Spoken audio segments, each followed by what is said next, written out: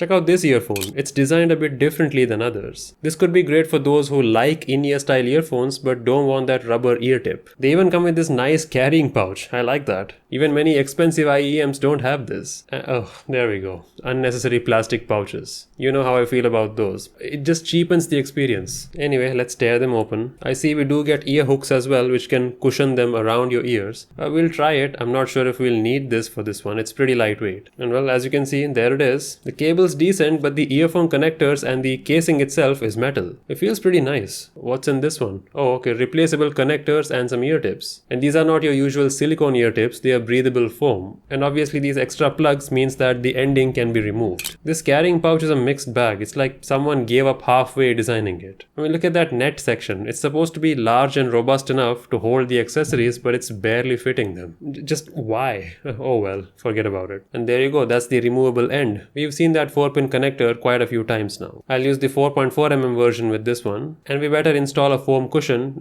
both for comfort and to make sure nothing gets in those grills. How do you even install this? I assume you stretch out these holes? Oh man.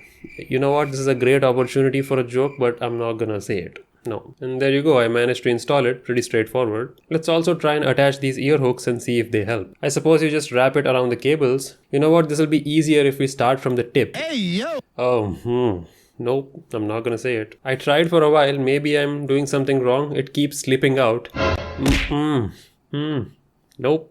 I am a mature adult and I will not say it. You know what, forget about these ear hooks, we'll just wear it as it is. And yes, you don't need them, they're really comfy. Much comfortable than I thought actually. They just sit on the outside or the entrance of your ear canal without entering. So it's not gonna completely isolate you like a rubber ear tip would, which I assume some people like. And sound-wise, these are surprisingly good. They have a gentle U-shaped tuning with pretty good bass, and even though there is no passive seal, it was surprisingly deep.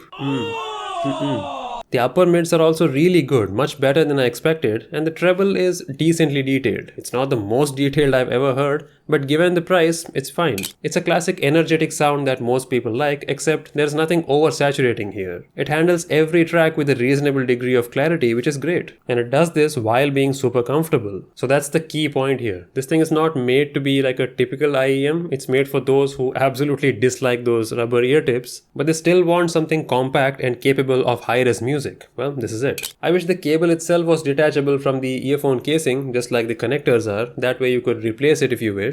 But it feels reasonably sturdy, so I suppose you're fine. And it looks great too, right? Very modern, industrial. I know some people appreciate such aesthetics. I like it too. So there you go, the Aoshida E60, a fairly interestingly designed budget earphone. Anyway, let me know what you think.